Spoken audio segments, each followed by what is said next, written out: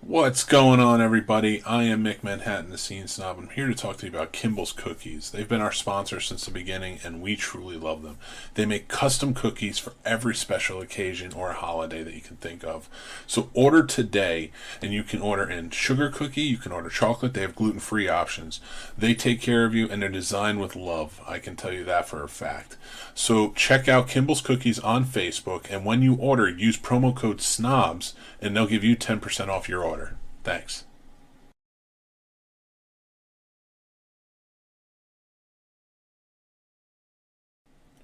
What's up, everybody? It's the Scene Snob. I'm Mick Manhattan, and I'm here to talk to you guys about our awesome sponsor, Manscaped.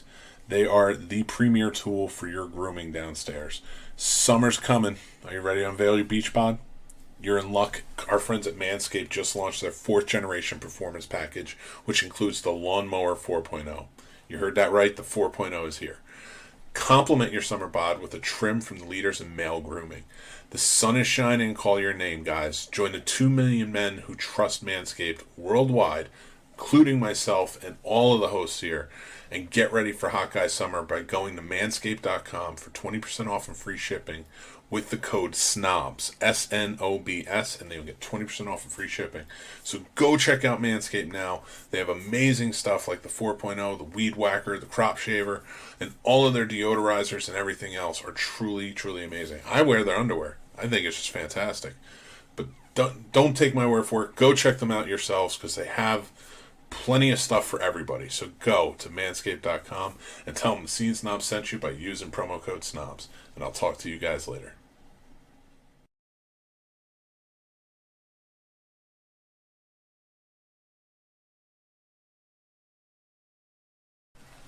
Welcome to the Scene Snobs podcast. I'm Scene Snobs Jr. Don't forget to like and subscribe.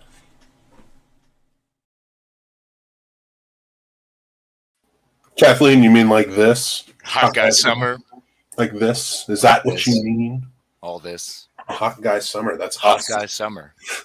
Welcome to the beginning of Hot Guy Summer in the middle of summer. Dude, it's so nice that I have somebody else now that can intro as well. Like if I screw up.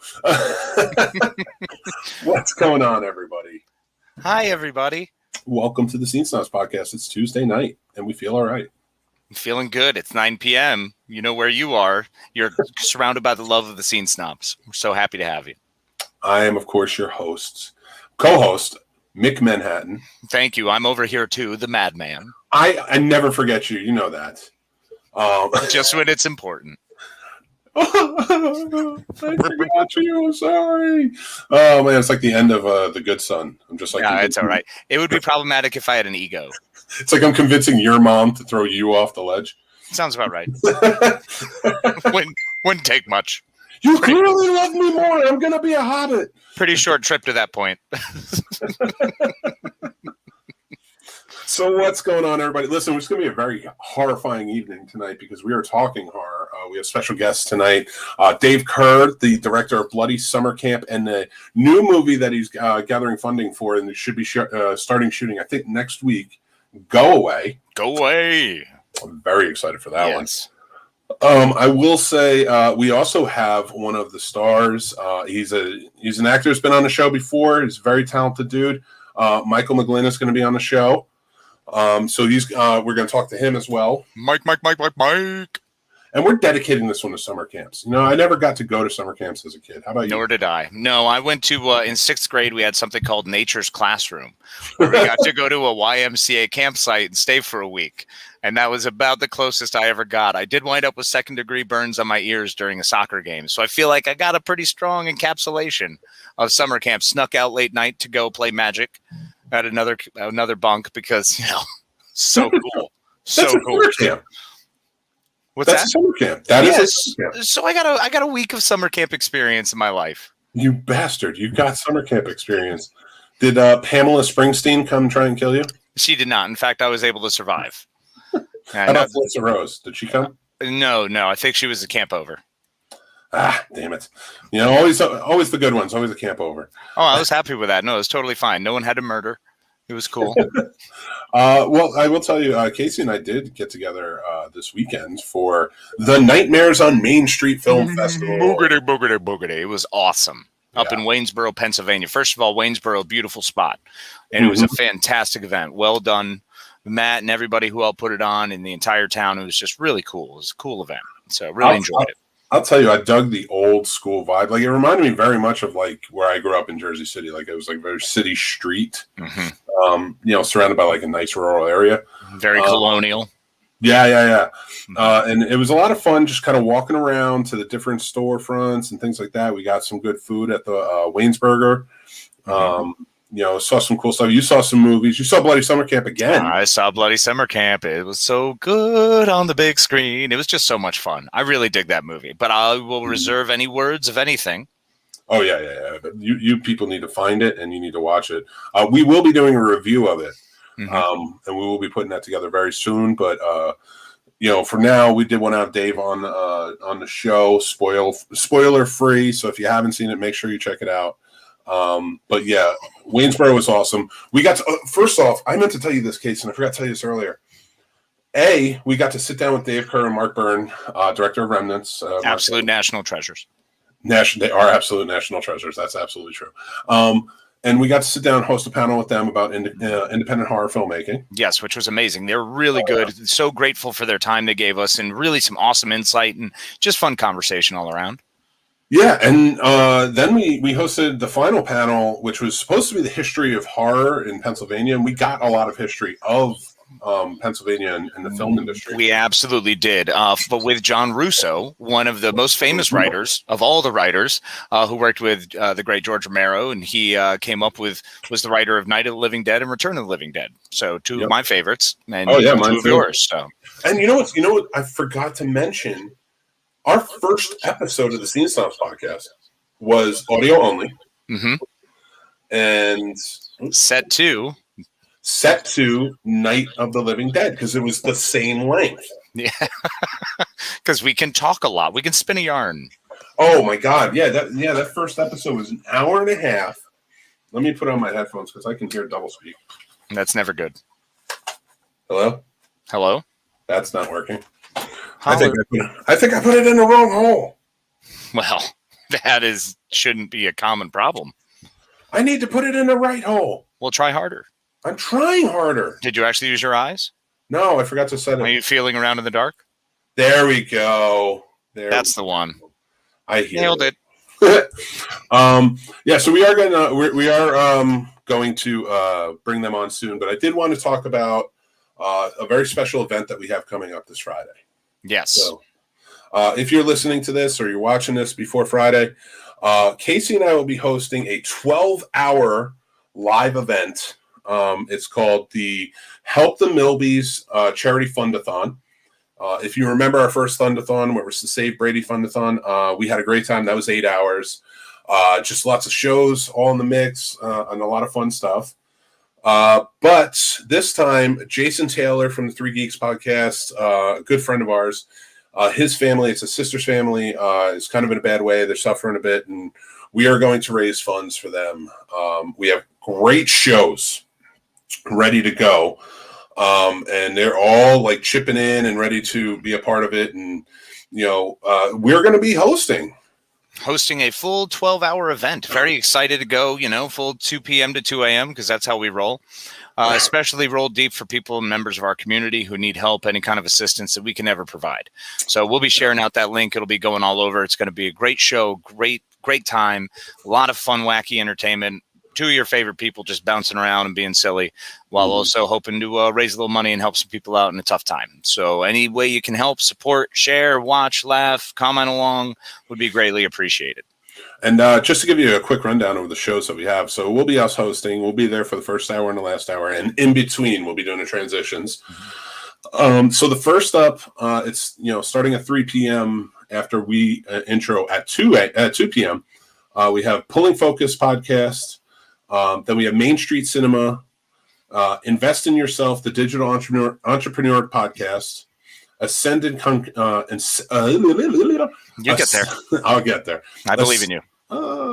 Ascend and Conquer, which is Tina Marie Trimpet's new podcast that she's going to be unveiling here.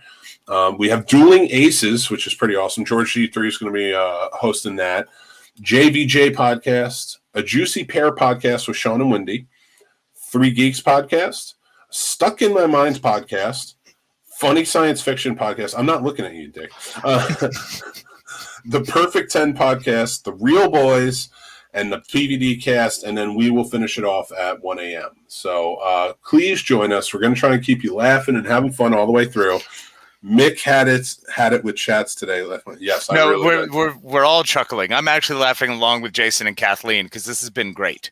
They are sending gold.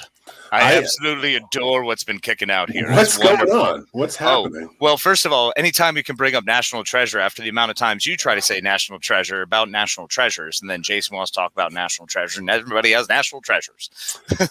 Well, you know what? Shut up. So it's funny, and Kathleen is being funny, and Jason is being sweet and kind and funny, and they're talking about holes and your inability to find it, even though we both got kids, so proof.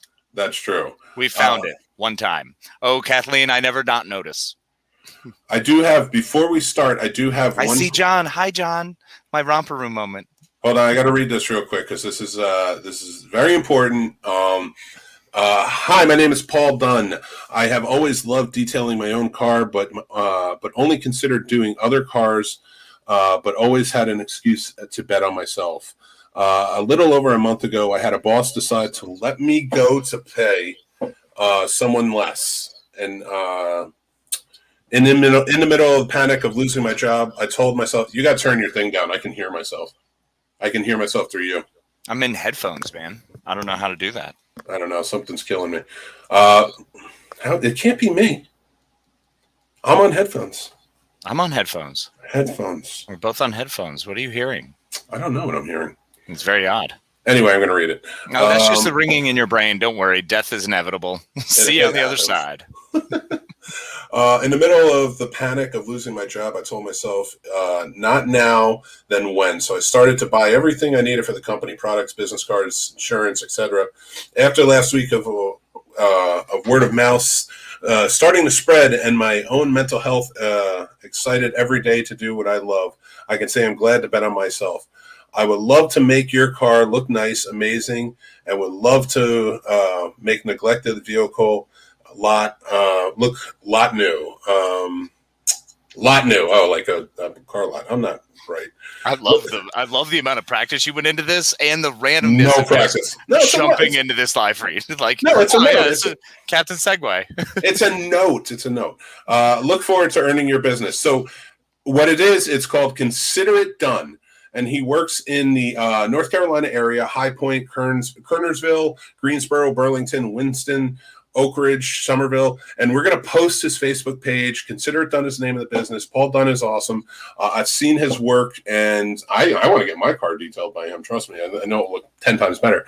But I wanted to put that out there because Paul is a great supporter of the show. And he just started his own business, and I want to help him out. That's fantastic. No, that's awesome. We love you, Paul, and best of luck, brother. And we will continue to push for you. Maybe with better live reads, later. Oh, 100%. But I'm going to let Casey do them from now on. I'm just waiting. I'm like, I have some skill and talent here, but don't you worry about that because Corinne's here. Hey, Corinne. All right. I'm going to bring on our special guest here tonight. Director of a horror movie that's out now, and it's making waves. I'm hearing about it all over. And I stick pretty close to the horror community. And I do. I try to right on it. Flies on shit. We've had him on the show before from Carolina Fear Fest.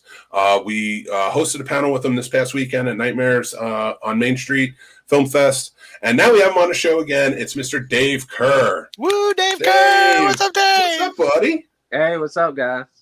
Hey, and we also have actor, producer. I mean, this dude does it all. And I've had him on the show before, and he is a genuinely fun guy. Mr. Michael McGlynn. Ow! Wait, spit it up. There he is. What's up, Mike? How you doing, buddy? Not that guy. What's up, gentlemen? How you guys doing today? Pretty good.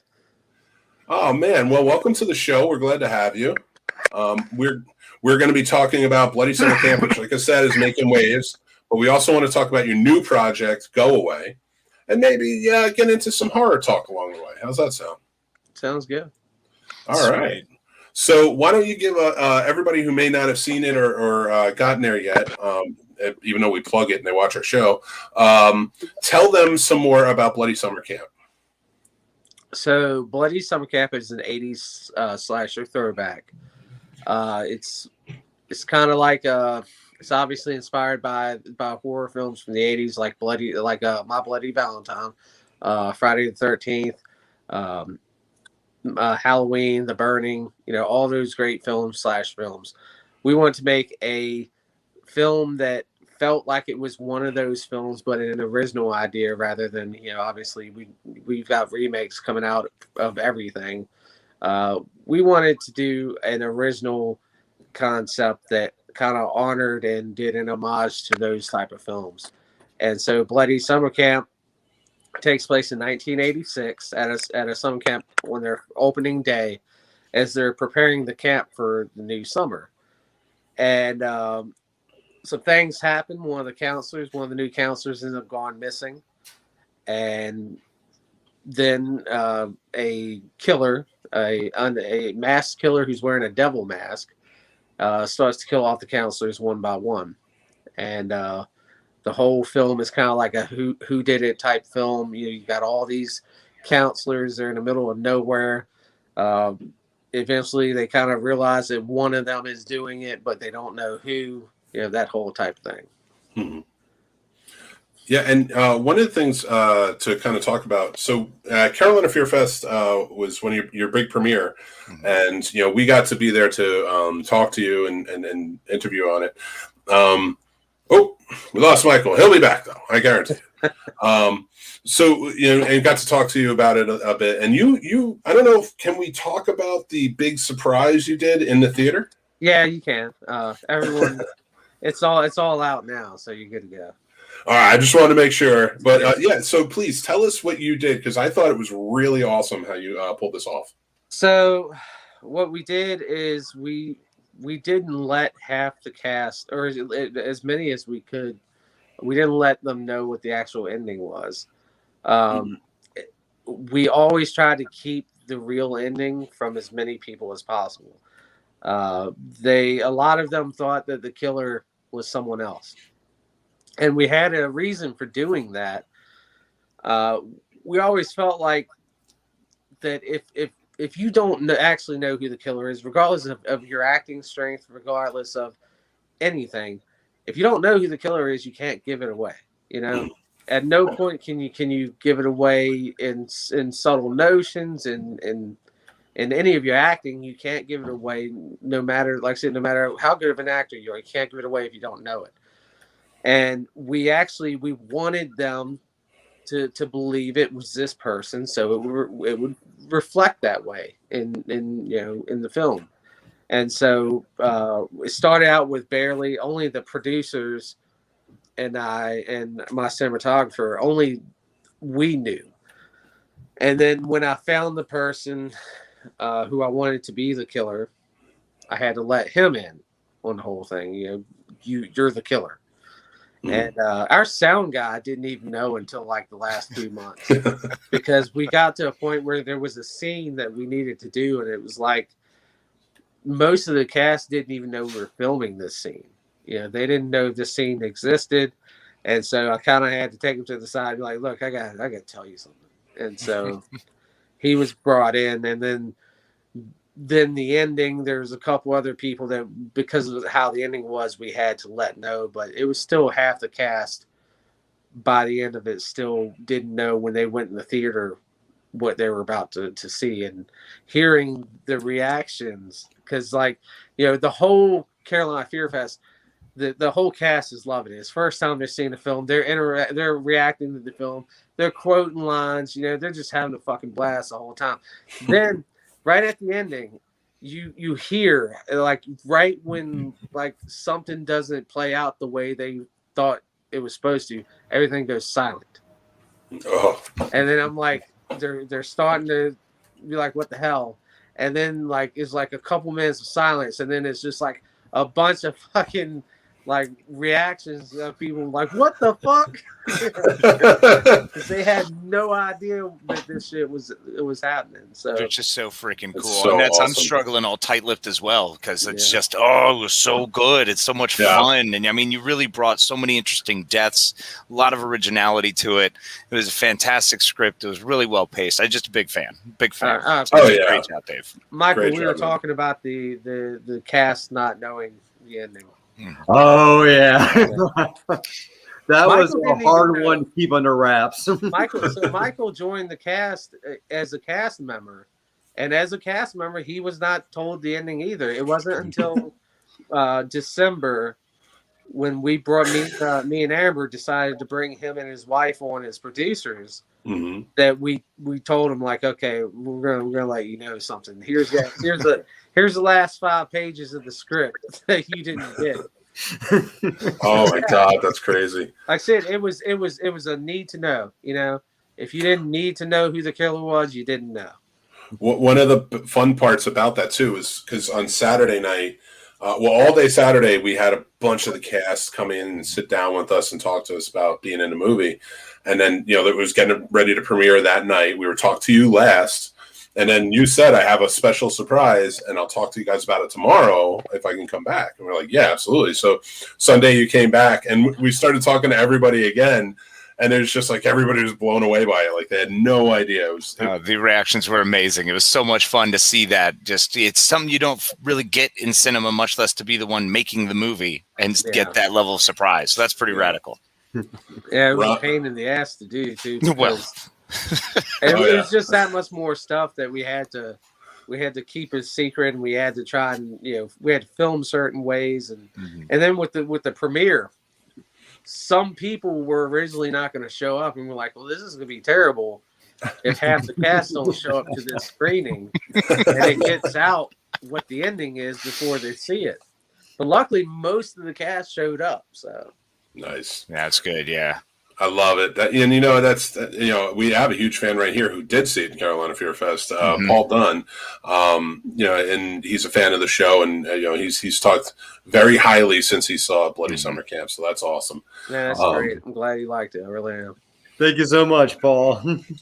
So you guys, are now working together on your next film, which you're crowdfunding for it, but you are getting ready to shoot next week, correct? Whatever next week. Yeah, August 7th and 8th. Okay. Start filming. Yeah. Okay. How long do you anticipate the filming to last? It should go by pretty fast, unless God help me, unless COVID shit fucks things up again. It's already looking like things are going that way. It's terrifying right now. Our last week of filming is set for October 16th and 17th. I mean, we're supposed to. Yeah, we film almost for like a week and a half straight. Yeah. I mean, we're trying to knock this fucking thing out fast, and if we can get that done, then we'll be done mid-October. We're planning on having this thing out by next summer. Nice. Awesome. But we'll see. And stars in the movie. You have now. Was Tom Matthews joined? And can you tell us some more about who's going to be in it? Yes, Tom Matthews will be playing. He'll be playing the head of the household, nice. And then Sherry is his wife, and she'll be played by Tuesday Night from Nightmare on Elm Street 4 and Wes Craven's New Nightmare. Awesome. And Felissa Rose is going to play Sherry's sister-in-law. She's the sister of Sherry's previous husband. And Robert Mukes from Devil's Rejects is going to be playing from House of Thousand Corpses, my bad. He's going to be playing one of the intruders. That's so awesome. Also, L.C. Holt from Your Next just joined the cast. He's going to be playing one of the cops in the film. Radical, man. Oh, awesome. Very cool. And Michael, you're in it too as well, right? Oh, yep. Actually, I will be playing one of the intruders as well. I'll be playing a Green Mask. Yeah, the 5 intruders will be Jerome. I don't know how to pronounce that. Cretan. Mm-hmm. Jerome Cretan is playing Red Mask. Michael is playing Green Mask. Amber Fulcher is playing Pink Mask. Joshua Kirkpatch is playing Yellow Mask, and Robert Meeks is playing Blue Mask. And then the as far as the occupants in the house, our lead female role is going to be played by Christine Oswald. Yeah, Oswald. Yeah. And then Matthew Sharp, who played the jock in Bloody Summer Camp. He's going to be our lead male role in the film. And then the guy that played Hampton, his real name is Zach Taylor. He'll be playing the film. So will Shonda Rollins, who played Kimberly in Bloody Summer Camp. Nice. Okay. And Emily. Oh, we also got Gretchen Settle back as well. Yeah, Gretchen Settle will be playing. She'll be playing. Her character is Jill Cork. I think Emily Brins. I think it's Brinsky. Is she's going to be playing Heather in the film, and then Brendan Lynch, who played Donnie in Bloody Summer Camp, he will be playing Robert. Fuck off, Donnie. Yeah. I love it. Yeah. My wife actually wore to the premiere. She was wearing her "Fuck Off Donnie" T-shirt. That's awesome. Yeah, we're starting a little campaign between Mick and I that we need a Camp Trust Fall shirt for me. I need a good cutoff shirt. Wear some brutal jorts. Just really complete the look. I would like one too, but I know that they don't make them in size circus tent. So damn. I will forego this one. Dave says, "Yo, you're not that big. Come on, bro." I'm pretty big. Even if I lost weight, I'm pretty damn big, and shirts don't fit. So I want to get in the director and producer mind frame, and especially as an actor, Michael, when you're in the movie. So we have to get naked for this part? Is this the part we get naked for? Yes, actually. Right, cool. Actually, let's just get ready now. All right. Well, thank God. I was afraid this was going to be me. Right? Oh, God. We're all on the same page. It's fine. Everybody listening to the podcast right now at a later date is like, thank God. Thank God it's only audio. Well, so Bloody Summer Camp, as gory and gruesome as it could be, it's a fun send up to the 80s. Now, Go Away is going to be darker in tone. And not quite as similar in tone. So, is there how does your mind frame change when you get into something like this? Is there a certain type of music you're like, all right, when I wrote this and when I directed this, I was listening to this. Now I got to switch to this. Is it Bud Light and Bud, or how does this work for you? For me, I went to Bloody Summer Camp, and I got a good idea of what Dave was looking for in the character. I mean, I guess a little bit I should look back on myself because Dave's like, well, I kind of really just try to write the character as how I got to know you and as a person, so you could be a little more organic. And for some reason, I found myself drawn towards watching a lot of Scooby-Doo and really paying attention close to Shaggy and Scooby-Doo. I was like, that's me. I swear, I think that this is me. For Go Away, it was definitely a complete 180 because I got to be a little bit of a goofball and happy-go-lucky, ignorance is bliss kind of guy in Bloody Summer Camp. And this character, I can't say much on this one because there's a lot to this character, but it's a complete 180 from what I did with my Roger character. I've had to be a lot more serious about this. I'm definitely trying to get more serious tone and stuff. I've been working with my wife a lot. I've been trying to make some really horrible jokes about her cooking and trying to keep a straight face. Even when she gives me the evil eyes, I'm like, don't crack, Mike. Don't you crack. Yeah, it's like, I got this. I love it. But then, of course, with this big cast of everybody of who's and everything else, I've been wanting to be on my A game. I got my script about 2 weeks ago. I already have all my lines memorized. I've been spending every free weekend moment I have in a martial arts gym, getting into the best shape I can get into my life so I can just do whatever I need to do for this film to give the best performance possible because this one's a lot more tense. It's a lot more going to leave you on the edge of your seat. And we should say, if everyone thought that Bloody Summer Camp was a gruesome time, you ain't seen nothing yet. Love it.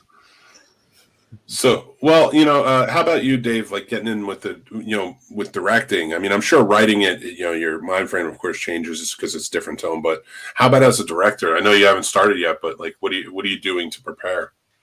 Yeah, you're right. As far as the writing wise, I do have certain songs that I listen to that kind of have to put me in a certain mood to write certain things. Obviously, with Bloody Summer Camp, it was a lot more lighthearted and. There's most of the script when there wasn't double face scenes, it was mostly a pretty, light-hearted, comical kind of scene. But with Go Away, the whole thing is a lot more dark. And when I wrote it, like I said, I obviously I listened to a lot of Avatar when I wrote it. Directing is going to be kind of the same way going into it. It's going to be a little bit harder to keep the cast because I love the cast that we worked with, but one of the reasons why it worked so well on screen is because all these people are friends in real life. We weren't friends when we started, but just through Bloody Summer Camp, we became really, really close with the people that we filmed with. Over the period of a year, Bloody Summer Camp. When we're not filming, everyone's best friend. Everyone's laughing and joking. So it's going to be a lot more discipline as far as trying to keep people focused and trying to cut down on the jokes. Because one of the problems I already ran into when we were filming the Pits trailer is, in between takes, people would go back into joking and everything. It's like, when you're doing a serious scene, when you're trying to show fear, when you're trying to show believably that you're serious, it's hard to get back in that mindset when you were just joking with someone in between takes.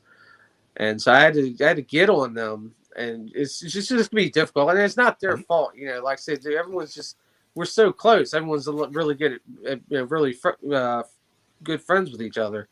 But that's definitely going to be the main focus, is trying to keep them on track and trying to make sure they understand that the more you get off track in between takes, the harder it's going to be to reel you back in. We really need to just kind of cut it down and keep this tone of the film because, it's definitely different from Bloody Summer Camp. It's a lot of tension. It's a lot of suspense. And I think the more that we can keep our composure in between that is going to help us keep it. The scene's going to be drawn out more. They're going to be slower. They're going to be, building up to things. So it's not going to be as point and shoot as Bloody Summer Camp was. Yeah, and maintaining that tone is definitely going to be important for the overall crux of the story. It sounds like. So it's great that they are close because they can play friends. They can play, boyfriend and girlfriend. But we just got to make sure that they don't take it overboard and get too much out of the fear. Right, which is always difficult with, you're at Bloody Summer Camp. You're at a summer camp. The whole point is to make friends. So you kind of just fell right into that perfectly. Yeah, so then to follow up with a serious flick is like, whoa, sorry guys, cut off the shenanigans. And with that, most of the film, they didn't know that there was a killer. So most of the film, most of the scenes, unless you were being killed off, you didn't know that there was a killer anyway. So it worked. But this film, I mean, right out of the gate, like, not even halfway through the film, they know they're being hunted. Yeah. Yeah. So all jokes and everything go out the door once the intruders arrive and once everything goes to shit. Mm-hmm. Well, so let me ask you this. With Go Away, you have Tom Matthews, one of the stars, very famous from part 6 of Friday the 13th series. Now, you couldn't put him in the Bloody Summer Camp movie, seriously? It's all about reach, man. Reach and budget. Yeah, we didn't have the resources to make that happen. We would have loved to, but it was just I was talking to someone before originally, and someone asked me, who would you like to work with? And I was like, well, I'll tell you one that I'm disappointed that I didn't get to work with, and that's Reggie Bannister. Yeah. He almost was the sheriff in Bloody Summer Camp. Oh, that would have been great. Yeah, he was one of the people that I wanted, and I talked to them a couple different times, and it just didn't work out.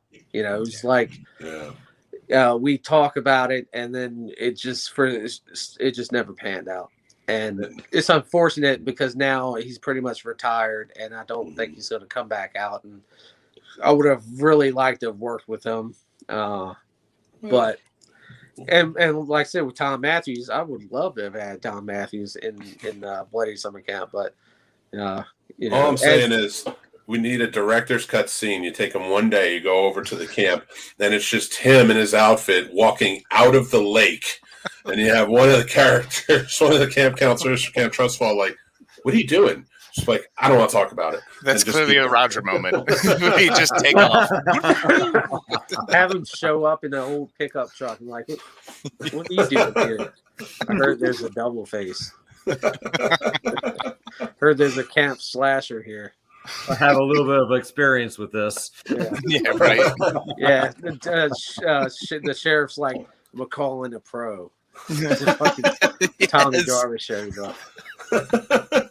I will say for anybody who's listening or watching down the line, Reggie Bannister, the great Reggie Bannister, the true star of the Phantasm series, and so much more. So you should always go check him out. But let's hold on to it. We never know. Maybe, just maybe, we can get you with him in a movie.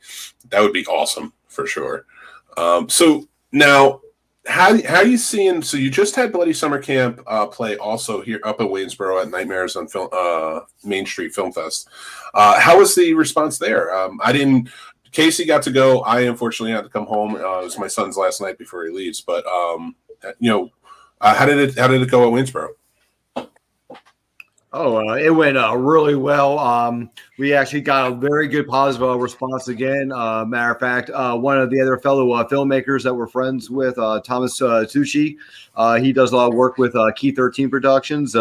He even said, I've been hearing a lot of buzz about this. I wanted to see this. So he stayed late and he came out and saw it. And then I think it was like maybe 20, 30 minutes later after the film was over, he hit me and Dave up on Messenger, goes, guys, I loved it. Where can I get the movie? I want a copy for home. Yeah. So, when you hear those kind of responses, it's always great. I even told Dave, I thought the highlight of Carolina Fear Fest was us having a premiere there. And don't get me wrong, it was pretty much high up there as my high point. But like I told Dave, the very next day, I left our table to go outside to have a vape. And I had this nice young couple walk by, and they stopped and looked at me and go, you were at that ride from Bloody Summer Camp last night. Where you? I was like, oh my God, yes. That's it. That's what it's all about. And then they even asked for a photo. Like I swear, I was like, should I tip you guys a 20? Because this is never going to happen to me again, probably. I don't know. I had a similar reaction. You were walking across the street carrying a pizza near the movie theater in Waynesboro, and you're like, it's not even my pizza. And I'm like, wait a minute. I know that voice. I was offering everybody, even the movie lady who was selling the tickets. I even offered her a slice. Yeah, we at the one that we were at this weekend, we still had a couple of cast members that finally saw it for the first time. Wow. I think everyone except for Dave Sheridan has seen it so far. But I think so. Like Rick Germain and Matt Hammond. They were both in the film, and they finally got to see it for the first time. And so, nice. Yeah, that may be the last of the few that hadn't seen it yet. But I got to hear them, and they were very happy for it. They loved it. They told me that they enjoyed it, and Matt Hammond, he raved it and said it was great. It's always good hearing it from the cast members, Yeah, because I mean, I love hearing it from the people too. But the cast members is kind of like, you know, I didn't waste your time, did I? Right. Like, Yeah. If you're there when- part when of it, they it means like more. it. Yeah. Yeah. When Well, I they could- like it, it's like, okay, well, I'm glad you like it. I'm glad you felt like it was worth your time and worth your investment in being a part of it. Oh, for sure. You know what? Honestly, like a lot of our fans who listen to the show have seen it either in North Carolina or in Richmond area, or even this weekend. Fredericksburg. It was the F. Fredericksburg. That's right. I always they're just the same thing. I don't care. It's The same thing. It's all in the same area. It's the same. Yeah, thing. it's pretty close to Richmond. It's just at that point, it's just like, you know what, whatever. And now it'd be bad if I was telling people go to Richmond to watch this movie. That would be problematic. And it was in Fredericksburg, but it's past that now. So like I can say it. Well, I will say this, like the feedback we've been getting, like Paul, one of our fans here, talked about being a huge fan of it, but a lot of others have said that they've seen it in the theater and they like it and they can't wait for a copy of it.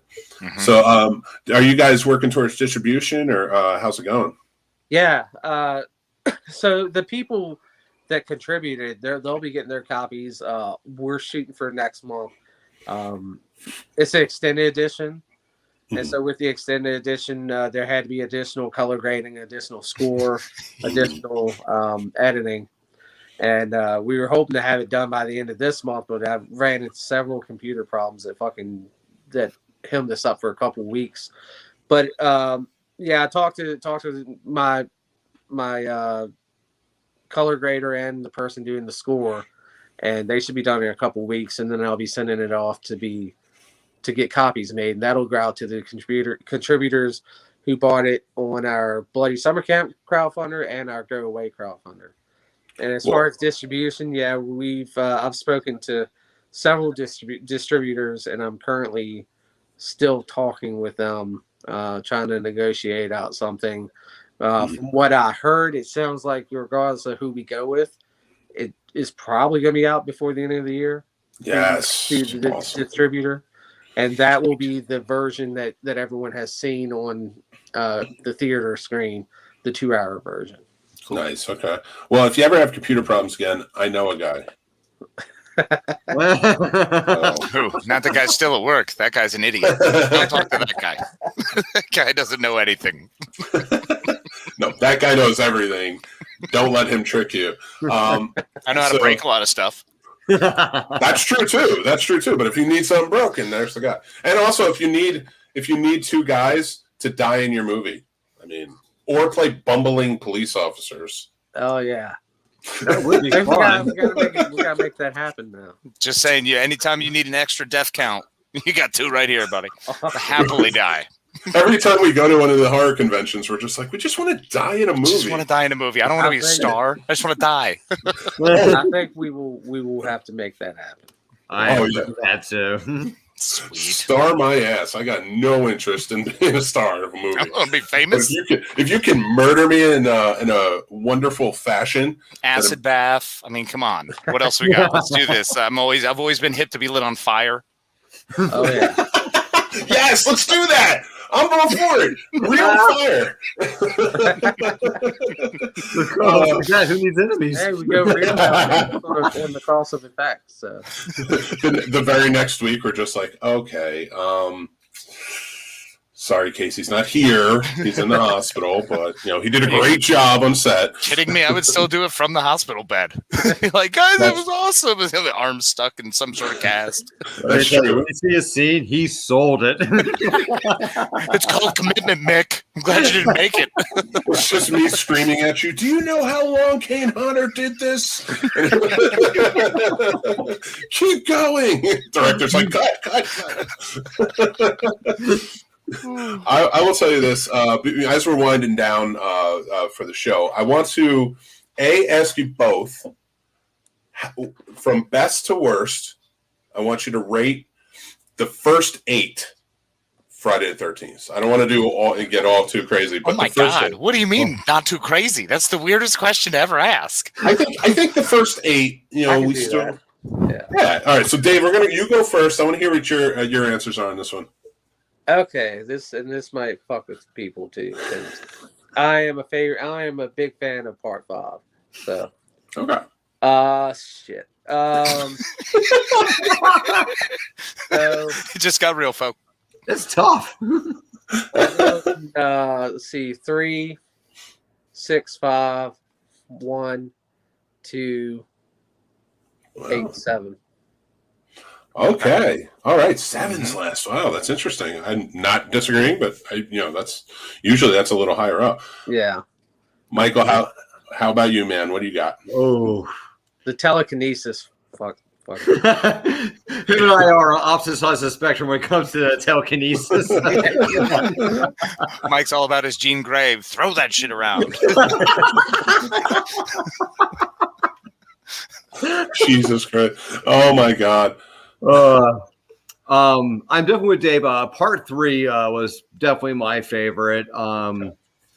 Probably Part 4, Part 6, Part 1, Part 2, Part 5, Part 7, then Part 8. Nice. Okay. Very cool. I like the switch at the end there. How about you, Case? I don't think I've ever asked this question of you. No, you haven't. It's 3, 4, 1, 2, and then 7, 8, 6, 5. Jesus, you're like ready. You're right at the hip, man. Well, Jesus. because I mean, you unfortunately, being your friend for the last however freaking long it's been, is nothing but Friday the 13th movie. So believe me, I have categorically figured them out. So if you're like, "Hey, I'm in the mood for Friday the 13th," I'm like, "Good. Here's your 4 options." All right, fair enough. There you go. Even though my favorite is 2, 2 then 6. Yeah. 2, then 6, and then you can toss them all up in the air and I'll watch them. Here's the problem: I'll be like, I'm going to watch Friday the 13th Part 2, or I'm going to watch Friday the 13th Part 6, and then I start at 1, and then I finish at like 10, and then I'm done. So that's it. Like I just watch the whole thing. He can tell you right now that I just have marathons every time I watch the first one. Every goddamn time. Every goddamn time. I mean, it's not as bad as me in Halloween, though, because I get like on my high horse about Halloween and will begin describing the movie, to which he's watched 1,000,000 times with me, and will still break it down every time. Man, we got to me and Owen and my wife. Michael couldn't make it, but we actually got to see the original Friday the 13th on 35 millimeter. Yeah, at nice. the Library of Congress in Culpeper. That's awesome. They said that there was only one copy that was still intact, because all these other copies had been they'd been messed up over the years, and the film had turned like pink. But this copy was kept in like an aluminum bag or something, and it preserved it. And so the whole film was like perfect, except for like one like 30-second stretch where it was kind of pink, but the rest of it was perfect. And we actually got to see Friday the 13th 35 millimeter on the big screen. That is really freaking That is cool. awesome. What an experience. That was, I think, in 2019, right? October 2019. Before the dark times. I would love to fucking see it again like that. It was amazing. I want to see it. Yeah. Yeah, me too. That would be amazing. And I thank you to whoever said, "Oh, this movie is doing well. Let's put this copy of the 35 millimeter in this aluminum bag so it's protected." Yeah. Whoever had that foresight, that's awesome. All right, I'm going to finish off with one more summer camp question, because you're not going to like my answer. I have a feeling, and I have a feeling I know everybody else's answer. What's your favorite? Oh God. What is your favorite sleepaway camp movie in the series? The sleepaway camp? Specifically sleepaway camp? Yep. Huh. Oh, yeah. I mean, I could do... Well, listen, I know yours is Madman. Calm down. I love Madman, too. I thought that was a great flick. It's Right? it's the acting in that is so bad, and I love every... It's purposefully tried hard. Oh, my God. It's like a porno movie without any sex. The way they talk. Even the music was the same. Now, in their, we're talking about Madman, right? Yeah. In their defense, they did basically have to make a whole fucking movie like from day one out of nothing. True. Because they realized that someone was filming the exact same fucking movie as they were at the exact same time. So they just threw the fucking script out the window and just started from scratch. Well, You gotta give him that. from a director's standpoint, that's got to be easy, right, Dave? Come on, that's nothing, right? Oh yeah, that's every week. Listen, I like The Burning and all, but like I'll go Madman every time. Yeah, I like the story better, but the acting is pretty horrendous. Yeah, and it's hurtful. It's crazy because there are some very good actors in it. So I'm like, what did this director do? Was he just like The wrong thing? He's just like be cardboard. Be cardboard. What happened is all of the good shoots got lost. So they were just stuck with whatever they could pull together in 48 hours. So there's your movie. Jason Alexander came off of the set of The Burning and stole the good takes, all the short ends and everything with the good takes, and then it's just like, all right, we're gonna have to redo this. But out of the sleepaway camp movies, I mean, you had Felissa in your movie. She's gonna be in Go Away. I figured I kind of have to ask this question. I think I know where it's going, but where you go? I'll go first. I mean, I obviously I'm gonna go with first one, just because it was different. Part 2 and 3. I mean, I like that they had more of the comical aspect to it, but I think that I originally liked the who did it type part of it. And even knowing who the killer is, I still enjoy watching it. It's still got, maybe it's nostalgia. I don't know. But I still would rate that as my favorite one. Nice. Okay. How about you, Mike? I see and around Felissa way too much to say anything besides one. But I will tell you, I absolutely did really enjoy part 2 a lot. I thought that was such a great, straightforward camp slasher. I get part 2 and part 3 confused. I guess I'd say that's one of my problems with part 2 and part 3 is because they're kind of like the same movie. Well, they're so similar. Yeah, it's just one big story. And they were actually shot back to back. Part 2 and 3 were shot at the same time. Listen, I have to go with part 3. With that garbage truck scene where she's just mowing them down and then throwing them in, I'm like, hell yeah! And it's called Teenage Wasteland. I'm like, all right, let's do this. I do like the Porter John death. That was. I love it. But I'm a traditionalist, man. I really have to go with one. I have to say the first one was my favorite. Just no one chose part 4. No one chose part 4. That was taking Return. Technically, Return of Sleepaway Camp is part 5. They have a part 4. Yeah. That was like not finished, and it's horrendous. It's just so bad, and that makes no sense to anything. Well, let's see it. I have the DVD. I got the special DVD. Like it looks like a med kit from a summer camp. Oh, yep. I got the same one. Is the other half of the movie actually a rock band that turns into zombies that then fights Werewolf Hitler? That'd be a step up. Do not pick on Hard Rock Zombies. That movie was a gem and way ahead of its time. Dave, I need you to remake Hard Rock Zombies for me. Dave, you do not. That's a movie I found at Walgreens for like $3, and it's never let me down since. Until you show it to your friends, and we're all just staring at you like, dude. You said you had taste. I was so high that night too. I show people like Mike films like that all the time, and he always looks at me like, "The fuck do you have me watching?" I'm like, "What are you talking about? This is a fucking masterpiece." Bloodfart Lake, come on, man. Oh my god, Bloodfart Lake! I looked, and I was like, "What did I do to you to deserve this?" I own that movie.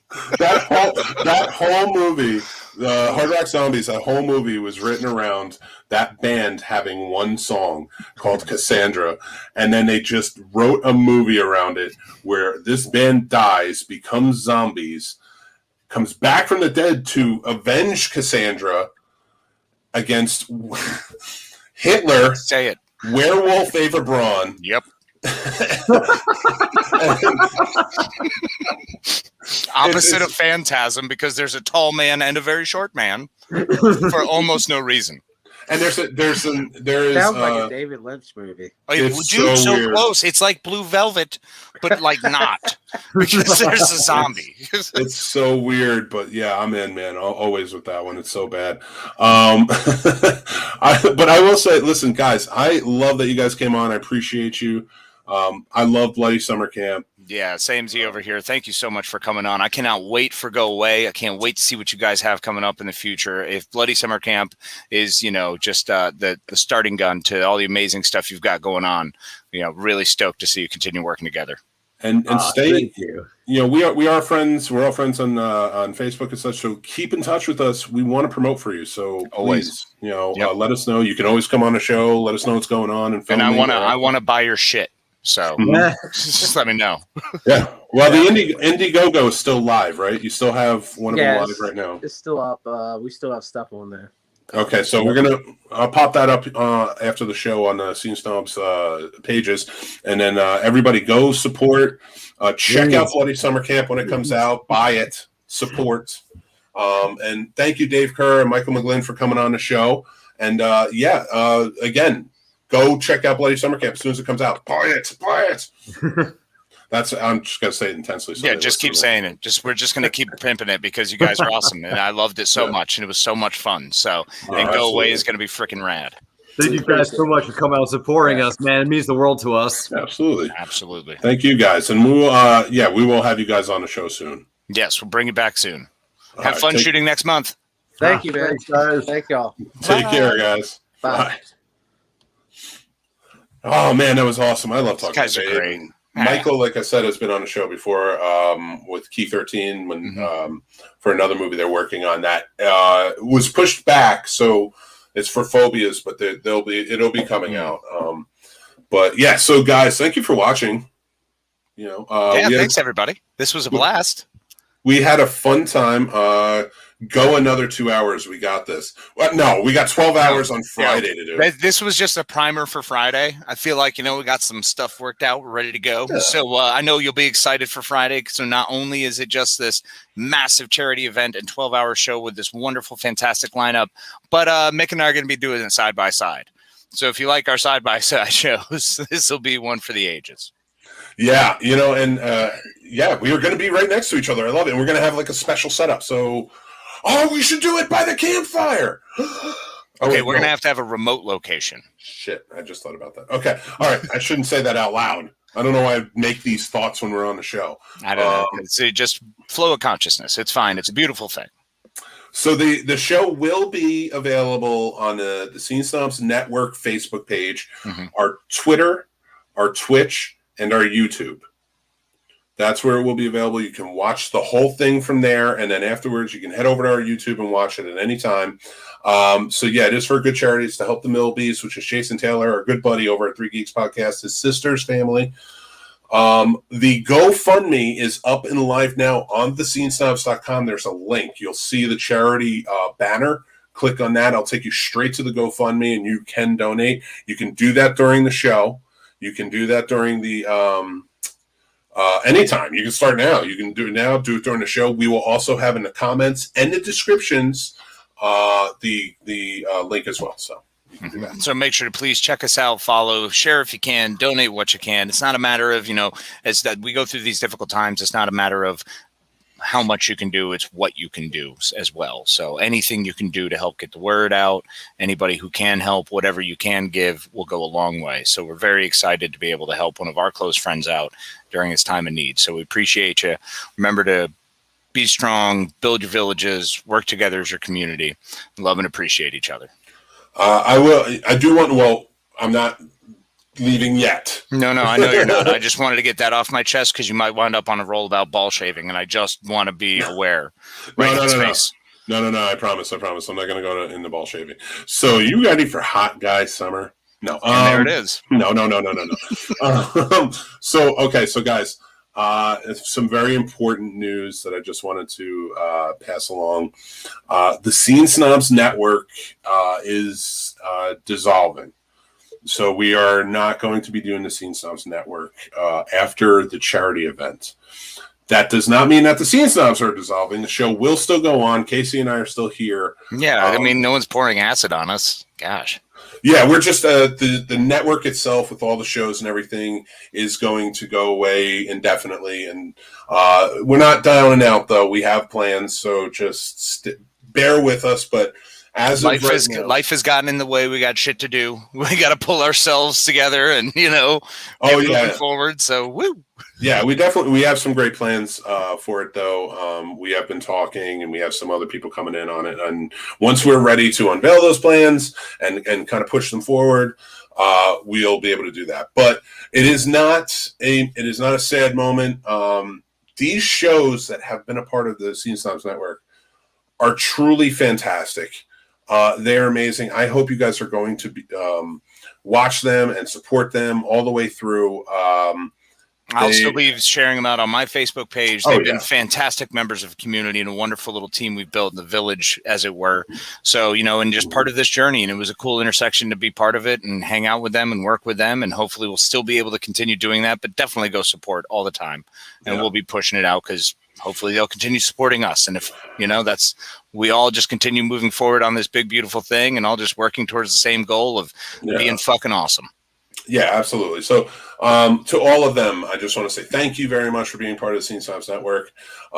It's still a community of great shows that are willing to support each other. Like Casey said, it's not going to be a nightly thing. It's the Scene Snobs is going to be more generated towards what we're doing and what we have planned.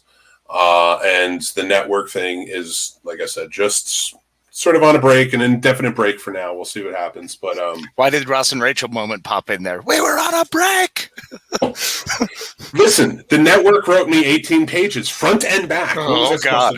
Oh God! You run. I told you to be careful of the network, but no, don't listen to me. What do I know? Shall I never see a bachelor of 3 gain? Oh. Well, but listen, we are going to go out big on Friday. That's the network's last thing, and then the page will turn into Scene Snobs oriented, covering all of our shows and stuff like that. So we will absolutely have explosions on Friday. No promises on size. That's true. Okay, I'm down with that. We can do that. No promises on size. So that's what I tell my lady. Sorry, nope, not even gonna. I have seen his dick. And it is not small. I don't want to hear it. It's very tiny. It's like, that big. No, it's that. It's that. No. It's like, yeah. If this was gigantic and like this, then maybe you would be right. You have no idea what you're talking about. It makes the least sense possible.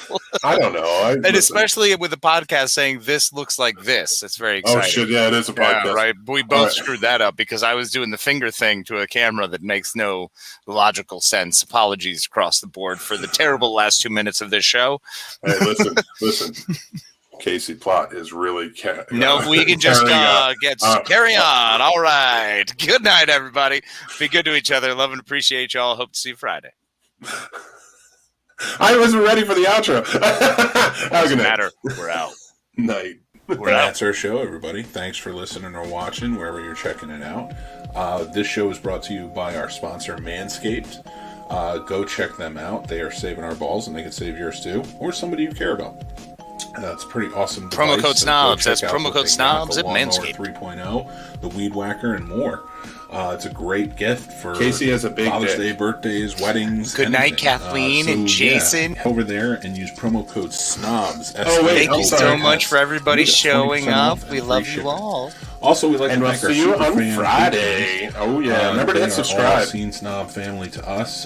They support us every month, and you can be I need to know outro. Head over to the Patreon channel. You got a guy who will do one for you. And you can, it's $5. I know how to do it. I just haven't done it. Join in with I know you know how to do it, but I want to do it. Oh, you can do it. Also, you can. Oh no, you can do the. We're talking right over everything. Scene Snobs, so Instagram, Twitter, TikTok. Yeah, we're talking right over everything. I might as well just end the broadcast.